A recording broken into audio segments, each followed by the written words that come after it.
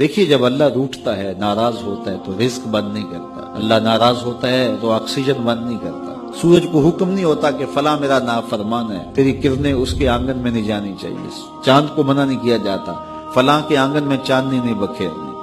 Oxygen روک دی نہیں جاتی، کھانے روک نہیں دیے جاتے۔ جب اللہ کسی سے ناراض ہو جاتا ہے ہدایت روک دیتا ہے، اللہ کسی سے ناراض ہوتا ہے تو من اجڑ جاتا ہے، اللہ جب کسی سے ناراض ہوتا ہے تو سجدوں کی توفیق نہیں ملتی، اللہ جب کسی سے ناراض ہوتا ہے تو خشیت الہی کے جذبے چھین لیے جاتے ہیں، تو وہ یہ دولتیں لے لیتا ہے۔ بندہ سمجھتا ہے میں نماز پڑھنے نہیں جاتا، اور تو کون ہے نہ جانے والا، وہ بلاتا ہی نہیں ہے،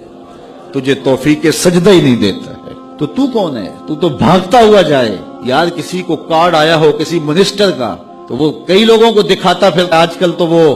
جو ہے وہ شیئر کر دیتے ہیں، جی مجھے فلاں نے بلایا ہے، تو لوگ جلیاں ڈالتے ہوئے جاتے ہیں فلاں نے بلایا، تو رب نے بلایا ہو تو کوئی جائے نا، او میاں تجھے اس نے پھر بلایا ہی نہیں۔ تیرے سے ناراضگی ایسی ہے کہ تیرے کانوں سے آواز تو ٹکرائی ہے لیکن تیری روح تک نہیں پہنچی، اس نے روک دیا ہے راستے میں۔ اللہ فرماتا ہے کہ ہم ان کے کانوں میں پردے ڈال دیتے ہیں، ان کی آنکھوں پہ پردے ڈال دیتے ہیں، ان کے دل پہ پردے ڈال دیتے ہیں۔ تو بندہ کہتا ہے میں نہیں پڑھتا، تو کون ہے نہ پڑھنے والا؟ وہ تمہیں بلاتا نہیں، اس قابل نہیں سمجھا گیا، کیونکہ تو نے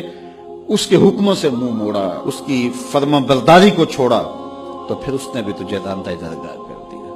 اور بھٹکتا پھر سویر سے لے کر شام تک کس کس کو سلوٹ کرتا ہے، لیکن تجھے توفیق نہیں ہوگی اس کی حضور سجدہ ریزی کی۔ اگر کوئی نماز نہیں پڑھتا، کوئی سجدہ ریزیاں نہیں کرتا، اللہ کے حضور جھکنے کی اگر کسی کو عادت تھی تو وہ مت سمجھے کہ میں نہیں کرتا۔ اللہ اکبر، اس سے چھین لی جاتی ہے توفیق، چھین لی جاتی ہے توفیق۔ تو اللہ سے توفیق مانگو کہ اللہ ہم سے کبھی بھی اپنی توفیق نہ چھینے، ہمیشہ ہماری پیشانیوں کو سجدے نصیب کرے۔